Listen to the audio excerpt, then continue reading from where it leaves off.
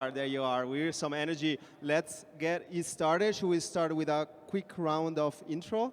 Ladies first. Sure. Yeah, my name is Casey. I'm the founding general partner of Topology, which is a new frontier tech firm. And before this, most recently, I was an investment partner at Paradigm, and then before that, I was an engineer at Google. Hello, everybody. My name is David Snieder. I'm one of the co-creators at Lit Protocol.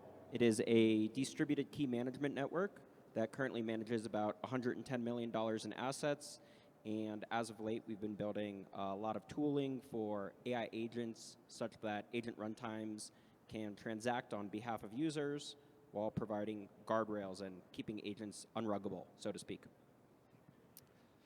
Hi, everyone. My name is John. I am a co-founder at a project called CoinCap. I also originally co-founded ShapeShift, which some of you probably used in the past. And I'm also an advisor to Venice AI. Hey everyone, this is Vader. I'm the founder of Vader AI. We're one of the largest agents on virtuals. Excited to be here. Nice. So that's super exciting. So for the people that didn't check the title, I'm just read it out because we have this stage AI Summit.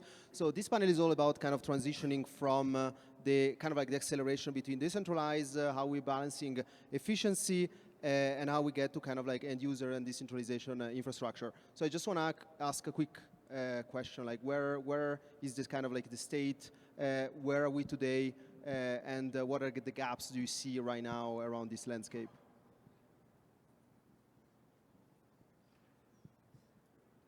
Feel free, don't be shy, go for it. Okay, can you please repeat the question? Yeah. So it's about kind of like, so where are we today around kind of decentralization, decentralized systems, end users? Yeah. So I think we're far away from decentralization at the moment for AI. And I think it should, as my personal opinion, it should not be the priority. Because I think first we need to figure out product market fit and then decentralize it. So like, we, for example, try to implement decentralization and a proof of AI, a lot of the stuff, a lot of the narratives that came with decentralized AI, and realize that neither end users nor our holders really value or price that. So we refocused more on the product market fit aspect of it, but this is a bit more, again, a personal answer. Curious about what the other panelists think. Yeah, I mean, I think it's hard to answer in a broad swath. It's like what needs to be decentralized, what needs to be secured. For example, if you use ChatGPT from OpenAI, most people are very comfortable trusting ChatGPT with the context. They ask it, you know, the ChatGPT has context around their personal lives, what's going on for them, but what they don't do is they don't send their private key. They don't send their credit card numbers to ChatGPT. And so like, what is the actual sensitive data that needs to be protected, I think is the right lens to take in the context of what needs to be decentralized and secured, and then where is that just like kind of a marketing benefit where it doesn't really matter. So hard to answer in broad strokes, and I think we have to look at it from the specific places of where the threats are as it relates to having decentralized or centralized components in the AI agent economy. Yeah, I mean, I think in general, decentralization is always a gradient. You know, even like very decentralized to something like Bitcoin or Ethereum, but many other projects which are decentralized to some component, but not entirely. I think in AI, we're still figuring out what degree of decentralization is actually helpful to users and what degree is an impediment. And I also think it depends on the project. And I also think things like decentralization and privacy are interrelated.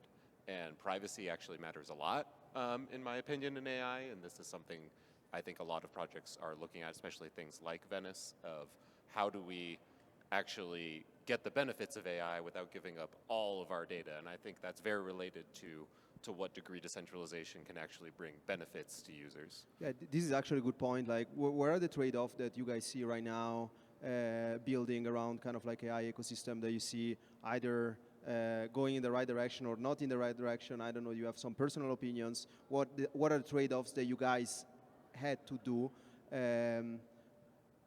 We'd love to know.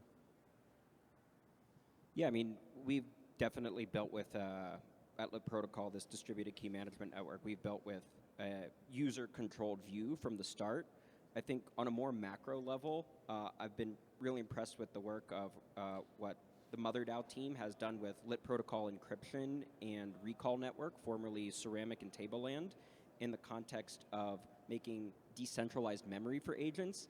And so I think this question today matters potentially less for each individual implementation, but the reason I mentioned the macro view is we zoom out and look a couple years ahead. It seems to me that there's essentially two options. One is something that looks a lot like the way that social media looks, which is we have various silos. In this case, those silos are like Apple, Google, and OpenAI. And the alternative is a complete societal upgrade with things like collective intelligence, collective cybersecurity threat detection, intelligent protocols that everybody can contribute to, but are functionally owned and controlled by no one. And so really I think like the fate of the internet and the fate of society is actually in this data privacy and user-owned data component associated with AI agents. Yeah, so I think the trade-offs are very clear. It's cost versus decentralization. And is that cost worth kind of the ROI? Is that marginal cost worth the marginal returns? Most of the time not. Like if you look at, I love the idea of decentralization, or like, let's have a decentralized Facebook, Instagram, TikTok, where like the data, we actually own the data, users own the data and they can monetize it. But the reality is that people don't really care, they still continue using decentralized social media. I think it's the same for like LLMs, you have Venice AI, you have ChatGPT or Perplexity, and people are still using those ones. So it goes back to the trade-off of like costs versus benefits, basically. I think that's the right frame. Just to follow up on that, like in our world specifically, we're very focused on policies, essentially like abilities and scopes that a given user can grant to the agent. And functionally, there's three methods. There's one, you could do it totally centrally with centralized enforcement with vendors like Turnkey and Privy. Two, you could do it entirely on-chain in a smart account, but then your capacity or the benefit is limited. And then what we've tried to do is find the balance where you can have policies over any kind of transaction, cryptocurrency transactions across any chain, transactions through API for e-commerce, buying stocks, using a browser that runs in a TEE, and having those policies be on-chain and enforced through a distributed network, we think is the right balance because, frankly, Vader, to your point, the capacity is, or the benefit is what people care more about than the decentralization, but that's not to say that the decentralization isn't important. And like what we've seen with the safe hack is that it takes a traumatic event for people to then care and focus. And I think we'll probably see something similar in the AI agent world, although hopefully not as catastrophic. Yeah, I think in general you make a good point. Is like decentralization is very much one of those things that you don't feel like you need until you really need it because something terrible has happened. Hacks in general tend to show that out, but I think in regards to AI, it will likely take some sort of traumatic event like what you're talking about before people actually realize, oh yeah, maybe we shouldn't be doing this all in an entirely centralized manner and giving all of our data over to OpenAI to do whatever they want with without even thinking about it and things like that.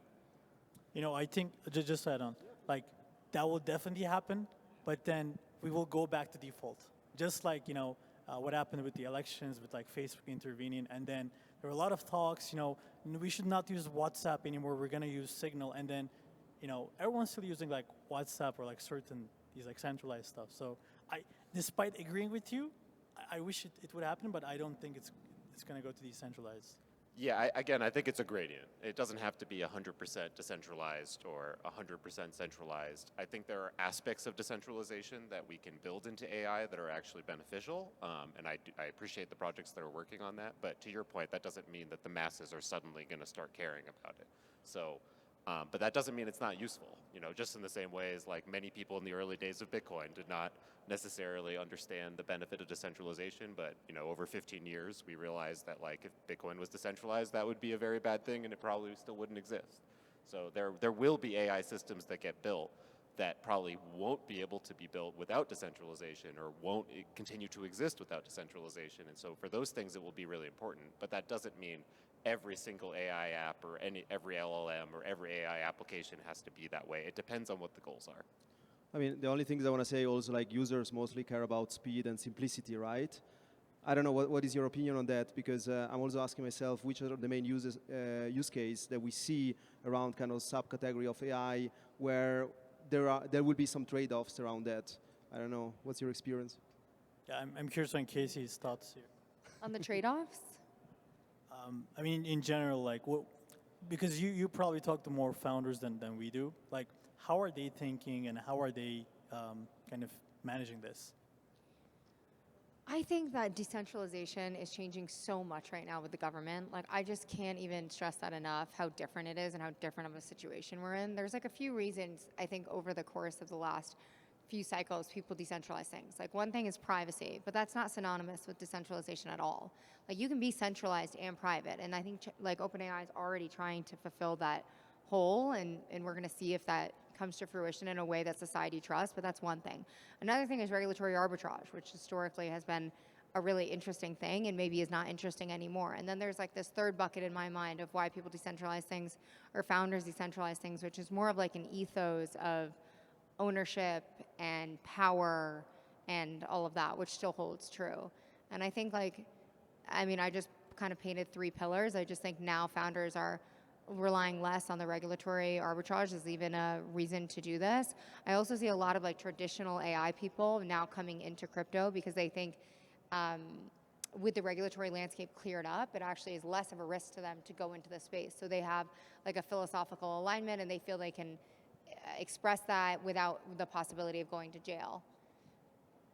Yeah, and that definitely makes sense. I mean, I'm a believer though in general of like, while things may be better on the regulatory side for us in the crypto and or AI industries right now, like you never know what the future is going to hold. 100%. And so I am very much a believer of like build things that cannot be destroyed by who's sitting in some chair at some given point in time. And things can change so quickly. Exactly. So, you know, it may be great right now, but we don't know what it'll be like in 2-4 years from now necessarily. And so we shouldn't forget the lessons that we've had to deal with over the last 4, 8, 10 years, especially on the crypto side, and let that, you know, some centralized governments effectively take control of AI because we built a bunch of systems where they can do that. So we just have to be careful on that front. I definitely see a trend around kind of like DevRel and building the developer tooling specifically, right? Because right now with all those AI tooling and before this panel that was speaking about Cursor, Lovable, a lot of like frameworks are definitely accelerating the DApp development life cycle. So people will kind of like push those trade-off, go as fast as possible to like product market fit, and then we'll say, oh wait, do we need to be regulated or somehow like be compliant on I don't know, like data privacy or data kind of like feeding of my models. Yeah. Yeah, I mean, it's like move fast and break things, basically, Yes. is my philosophy. You do stuff, it can be illegal, doesn't matter. You make it legal, basically. It's like the Uber style. So I think when we zoom out, you know, if crypto AI wants to win, we need to attract the Web2 AI engineers, top ML researchers, like all these entrepreneurs. And I personally think that decentralization is not the way. Like, I think they're going to come for 2 things. One is relatively quick funding, and the second one is the ability to experiment with more freedom and with more creativity. So second comes with agents or AI being able to transact in crypto without having a KYC, without needing a KYC, so they can do whatever they want. And the first one, like, probably a lot of the engineers who are good at being an engineer are not very good at, say, fundraising or the business side of it. And I think the whole speculation, because if you think about like crypto and meme coins, it's basically like a global casino. And if you're able to gain attention and use the speculation to leverage and fund your operations, you suddenly have this opportunity for entrepreneurs that now they don't need to go to the traditional VC route anymore, and they can just raise from all this speculation, all this liquidity. So I think those 2 are the main pillars that can help crypto AI win against Web2 AI. 100%. I mean, one biggest thing that I see in this cycle is the brain capital injection that is coming from like AI like tooling developers from Web 2 to Web 3, right? It's impressive. Like all this, the most of the AI agent builders that I see, building strong automations are actually from like strong PhDs. And the best way to also expand is they are coming into Web3 because the Web3 Rails nature, you have data on chain, you have kind of like, in Web2 banking, if you want to build a DeFi agent, it takes like years to have open API. Like it takes 5 years or something. But I see we have 1 minute and 40 seconds. What is the main things that you're most excited about coming in the next, let's say 6 months max? Yeah, I mean, just dovetailing off of that, the thing that I'm really excited about is the work that we've been doing with the Lit Agent Wallet, and it very much takes that perspective of trying to attract Web 2 developers, whereby a transaction is a transaction, whether the transaction is settled on Bitcoin, Ethereum, Solana, Visa, Shopify, Stripe, Charles Schwab, whatever, right? Like, from the perspective of an LLM, from the perspective of a Web 2 agent developer, these are all just tools that the LLM is leveraging, and continuing to ratchet up the abstraction stack such that somebody can come into this space and not be concerned about the specificity of what's the difference between a smart account on blockchain A versus blockchain B. Like, we have to move beyond that, and that's definitely been a core part of our design lens with the Lit Agent Wallet. Casey or Vader, anyone want to go next? Yeah, I think agents have the potential. I think in crypto there's only 2 product market fits so far. One is payments, the other one is speculation. I think agents have the potential to be the third one. And I think for that, we basically, I think it's very exciting because we have the potential to do this. The agent development frameworks like Eliza Game, they're nowhere near LangChain or others right now, but they're getting there. I think as they get better, we're gonna see these entrepreneurs, like Web 2 people, AI engineers getting into Web 3. I am personally on a mission to find those folks and help them fundraise and basically grow. Yeah, I'm excited about that. Yeah, I wish we could actually have more time and speak about AI agent coordination, agent-to-agent coordination. That's a big topic.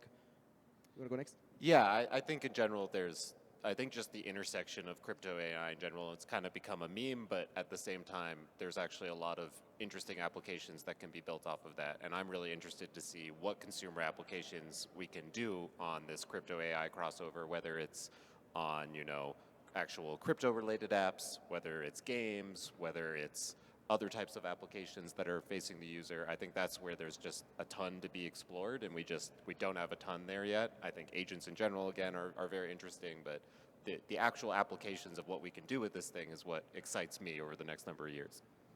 Yeah, I'll wrap with 2 things. One is I think the agents V1 that we've seen was really akin to NFTs and the reflexivity. And if we do, which we will, but when we have another agent uprising, we really need to break into utility or it's not going to last. So that's what needs to be done if it's going to work and not just be another crypto native asset class that goes in cycles with extreme volatility. The second thing I want to say is in the crypto AI category, I think the thing that isn't talked about enough is how distributed architectures can be leveraged in a compute sense to drive down costs and increase efficiency. And this expands way past crypto. Real AI people, real frontier tech labs, all of them, as we consume more compute, really need to think about the right architectures. And stuff like distributed training, decentralized training, distributed inference, all of that, it's just there's no doubt in my mind it gets absorbed somehow into the global economy. The details are still TBD, but it's a real problem that we're posed to solve. Sounds good. You heard it here at ETHDenver 2025. Cool. Ladies and gentlemen, big round of applause.